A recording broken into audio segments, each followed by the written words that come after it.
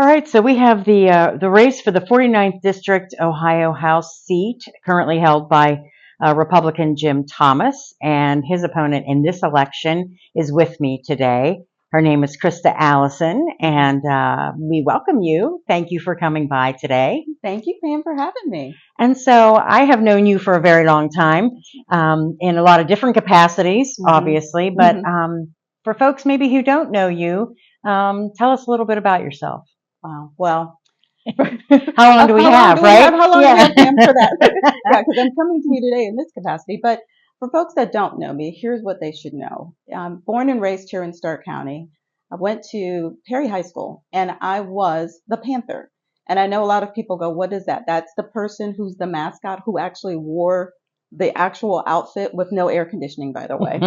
And it's great if you want a real workout plan. But seriously, born and raised here. I am a mom. I am a daughter, a sister. I'm an educator and a person who just loves her community. And being born and raised here in Stark County, for me, this is about giving back to the community that has given so much to me. And so I'm proud to not only be the candidate, but to also be in that seat for the next representative for the Ohio House of Representatives. Yeah, and like I said, I have known you, and I asked you why you decided to get into the political ring. It's something different for you. And when I saw your name on the ballot, I thought, oh, Krista, okay. But there had to be something that really just drove you to that, right? It is. And for me, it's been about timing. Everything that I've done in my career has always been about being on assignment. So what some may not know about me is that I used to work for the Department of Education, which is now the Department of Education and Workforce. And then I came back home and worked for Canton City School District and worked now for the Educational Service Center. And so it's always been about how can I continue to uplift and give back to the community. And so in all of those things, as I've worked with community, with family, with businesses, and just everyone, as when I shared with them that I was running for office, there was one common theme. It's about time. And I think perhaps that was because people knew about the fact that I can be the visionary. I can get up at the top of the mountain or up at the top and say, this is how we need to get things done. And I can get down real low and say, this is how we can get it done. I'm that problem solver. I'm that collaborator. I'm that leader. I know how to major in the majors, as they say, and minor in the minors. But what's most important is that I know how to get things done. And I know how to do that by bringing people together and lifting every voice so that we can move forward. Yeah, when you look to Columbus, get your eye down I-71, what do you see about how they're operating there right now? Well, right now, and remember, I used to be a former state person, administrative person. What I see is that we're not getting things done. And frankly, people are struggling. As I'm talking to people, and we know this to be true, people are just trying to live their lives. They're trying to get by, and things are not moving forward. Their voices are not being heard. And that's frustrating for people. It's frustrating for me when I talk with people and when I get frustrated myself. And so for me, the sole goal is to make sure that we elevate those voices, that we make the connection of what's happening here in the 49th, what's happening here in Stark County with Columbus, and that those voices are connected, and not only connected, but we actually do something about it. And we create transparency in that process as well. So for me, I'm over the frustration. I'm over the fact of when are we going to get this done? Because I'm saying it's time to do that now. It's time for us to move forward because none of us are getting any younger, and we need to move forward to create a legacy for that next generation. What kinds of things do you think make a good lawmaker? What kind of characteristics? I'm going to go back to how I was raised because that's all I know. So my parents were middle class. They're middle class, and my dad worked for East Ohio Gas Company, which is now Dominion, part of the union. And he and myself and my mom and my brother always talked about and had common values. And these were the values: respect.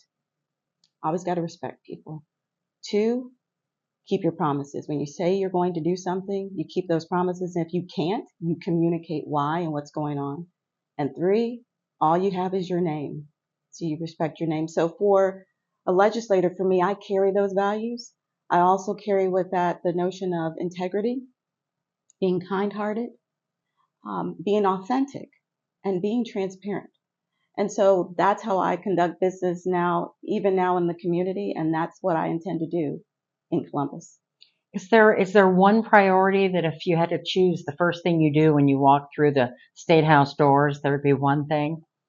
Oh, that is such a hard question. So okay, so I'm an educator, so can I do it in threes for you? Okay. Okay, so here's the analogy for me. The analogy, and I have used this analogy in education because I just think it helps to really simplify and really solidify when I'm talking about the work that needs to happen. And some of what I'm talking about, I've talked to others in the community. So this isn't Krista or Allison talking about this. This is other people that are also saying these are important issues to us in our community. So I think about a strong community like a three-legged stool. And part of those pillars are as follows.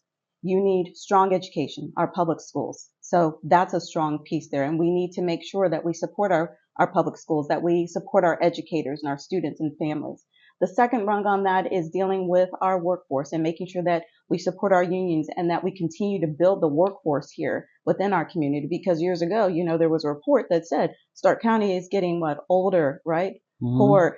Well, we need to continue to build that up. We need to make sure that we create that next legacy and that we also ensure that those students and those individuals that are looking for jobs, that they know that they're right here in Stark County and that people can live, work, and play here. And that they're diverse and the opportunities are diverse and that we're giving people the living wages that they need. And then the third piece there is having healthcare and making sure that people don't have to struggle between prescriptions and food and that we create access and equity within healthcare and that we also support reproductive freedom. And so those three rungs for me say that's how we build that strong community. Because when you have the education from preschool all the way to career readiness, that creates a continuum. It leads into our workforce. And then when people are healthy and they know that they have retirement and they know that they can get their prescriptions paid for and they have health care, then they're going to go ahead and they're going to be at work and they're going to be able to work as long as they want to work. So those three elements for me make up that strong community. And I believe that those are some areas that I will be definitely speaking on and leaning into in Columbus. So folks are watching right now. Mhm. What do you say to them? Why should they vote for you? One last thing. Well, I'm going to read you this quote, and I'm reading it to you because I want to make sure that the person I'm reading it from, I just carry high respect for, and I want to make sure that I speak to this correctly. And it's from Dr. Martin Luther King Jr. And he gave this quote to the sanitation workers back in 1968. And when I found this, I thought, this is it's so me, but it's also resonating as to why our campaign name is Community for Krista L. Allison. They said, whenever you're engaged in work that serves humanity, and it is for the building of humanity, it has dignity and it has worth. And what I'm here to tell anyone that's asking why should they vote for me, because our community has dignity, we have worth. I've been a public servant my whole life. I've been all in for all people, always. And as the next representative for the Ohio House of Representatives, I will bring that kind-heartedness, the transparency, the collaborative approach, the approach that says we need to raise all voices and make sure everyone is heard.